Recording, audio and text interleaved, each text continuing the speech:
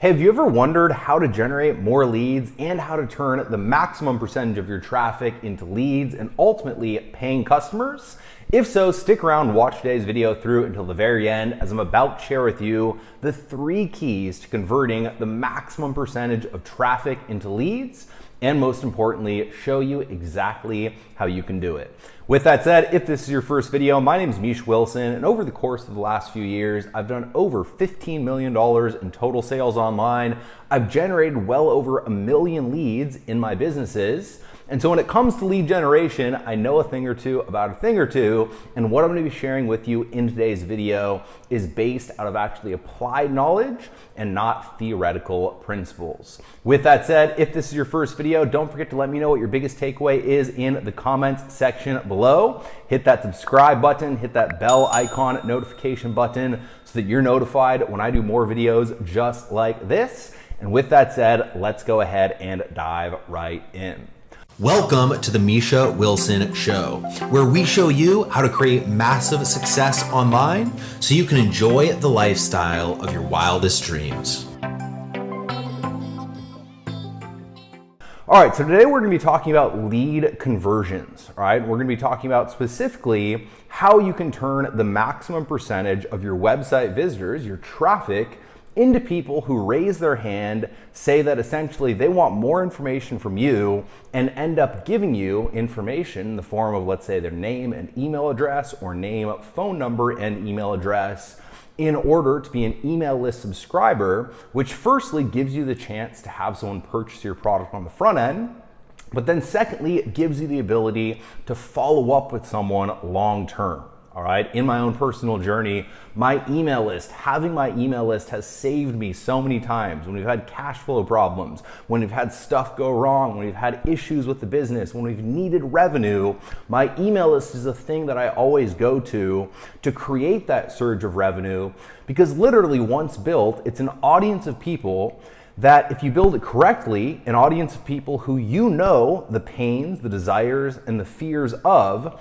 And essentially, at any given time, you can create a solution, you can leverage an existing solution, you can find a JV partner, any number of options you can tap into, create a promotion for that audience, and immediately create a windfall of profit. So I can't stress the importance of building your email list enough. No, don't just build your social media assets. You don't own your social media assets, right? We've seen how many people have been deplatformed from Facebook, from YouTube, from Instagram, and so on and so forth. So if you're just building your Facebook page, if you're just building your Instagram page, if you're just building your YouTube channel, if you're just building these various assets, but not building your email list, you always have that chance of waking up one morning and literally having everything be gone the next day. All right, that's not what I want for you. And so once again, today I'm going to share with you the 3 keys to converting the maximum percentage of traffic into leads so you can build your list and make a bunch of sales. So with that said, the first key, very simply, and the people who follow me regularly are going to hate me for saying this, but I always say it because it's the most important thing in marketing. The first key, very simply, is to start with the who and get crystal clear on who you're targeting and what they want. All right, this will kind of tie into number 3 out of the 3 keys. But if we don't know specifically what that person wants, right? If we, let's say, have a really good offer in our mind and we're saying, God, this is the best offer, this is the best deal, this is the best thing to give this person because it's the thing that we want. And this is the mistake that most people make. They get really passionate about something, they get really passionate about a topic, they get really passionate about a subject, they get really passionate about their product. And instead of looking at what the market wants, they're just passionate about their products so that they assume, that the market will want the exact same thing. The problem with that is oftentimes you can have the exact opposite preferences or desires from what the market actually wants. So as an example, let's say you love a good steak, right? And someone offers you, let's say 10 steaks for 75% off, and if you're not happy, they'll give you all your money back and let you keep the additional steaks, right? So they make you an absolutely irresistible offer where it's the best steaks in the world, the best filet mignon, and I love a good steak, and it's 75% off, and they won't just sell you one of them, they'll sell you 10 of them. and they're just making you this perfect, awesome offer.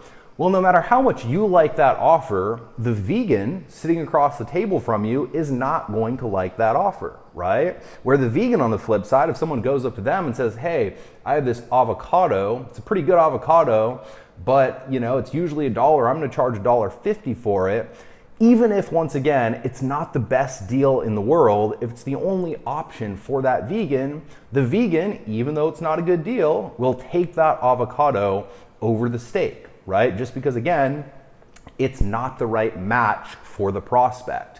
And so understand, it does not matter what you like. It does not matter what you're passionate about. It does not matter what your product is. You want your product to be high quality and high value, but if your product does not have essentially a problem that it solves in a way that fills a gap in the marketplace where there's need and where there's a demand for the product, the thing that the product does, the solution that the product offers, it does not matter how passionate you are. All right, and I really want to drive that home because that's a huge mistake that so many people make. So once again, before anything, get crystal clear on what that person, who that person is, and what that person wants. What's the person, want that you're targeting on the other end? What's the perfect thing that we can give them?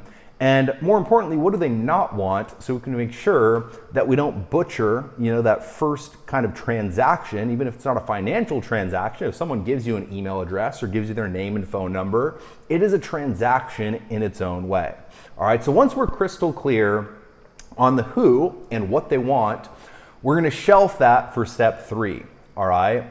Step 2 is within your ads, you wanna use the right pre-frame and have congruency through your actual ad process so that when they end up getting to where you're trying to bring them, the landing page in this case, everything matches up, everything lines up. All right, so as an example, let's say we're targeting someone in the fitness industry and we're giving away something about how to lose belly fat so that you can have six-pack abs.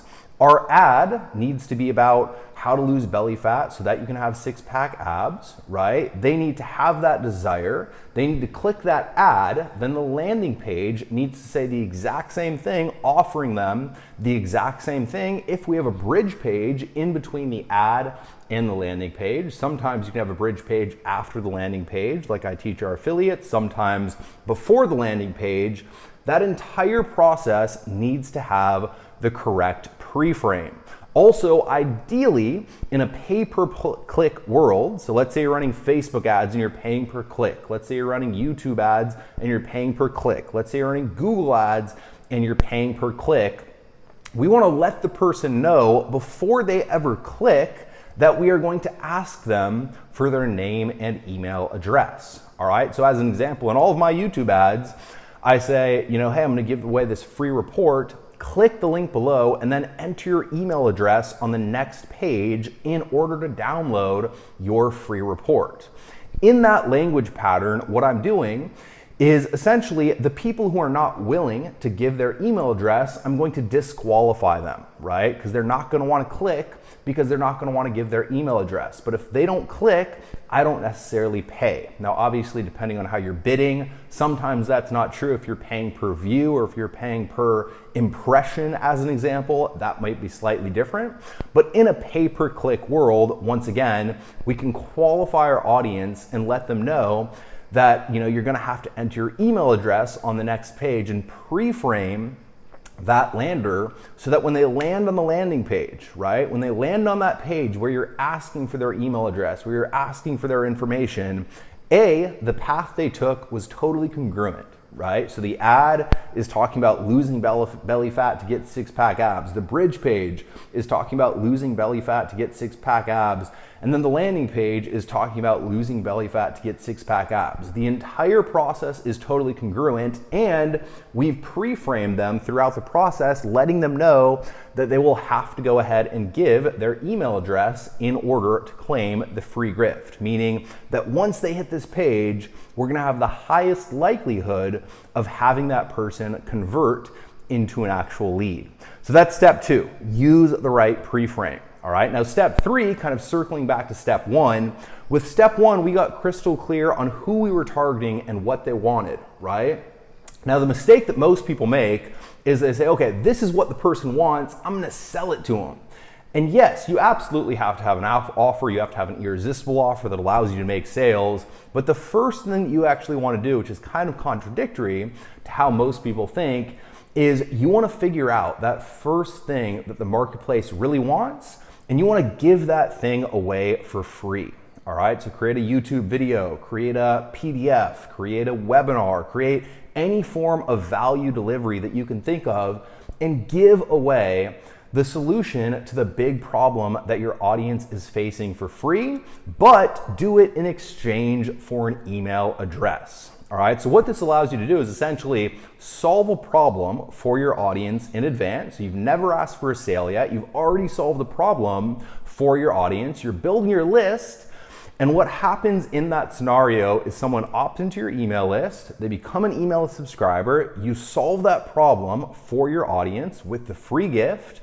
After you've solved that problem, your audience has something what we call reciprocity built up with you, right? So you've solved the problem for them. They then feel, wow, this person solved the problem for free. They haven't even sold me anything yet, right? Maybe you had a video sales letter.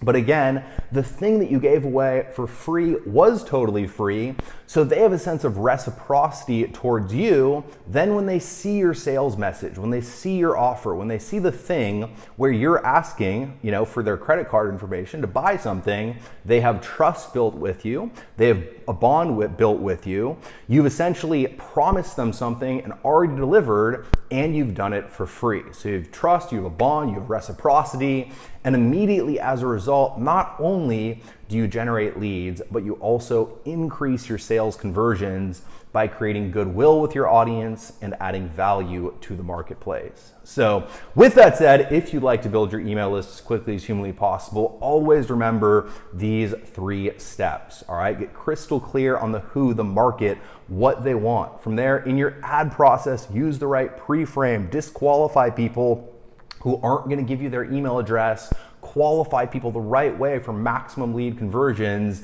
and then instead of immediately charging something, give a free gift away for free to build a relationship, to create a bond, to create reciprocity, and then when you ask for the sale after they opt in, as an email list subscriber, you will make infinitely more sales.